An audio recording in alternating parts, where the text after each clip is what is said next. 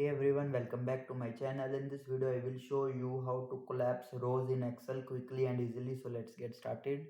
Firstly, go to Start menu. Here you will type Excel. Tap to open it.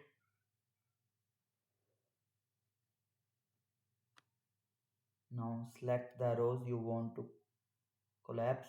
Like I am selecting F, G and H row. Now go to the Data tab. Here you will see at the top of the screen. Click on the group.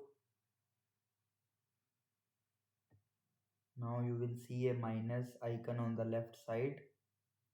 Here it is. Once you click on it, it will be collapsed.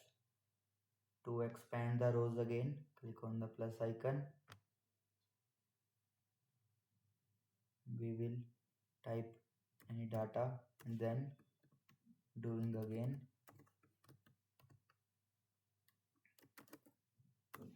Now click on the minus icon to collapse.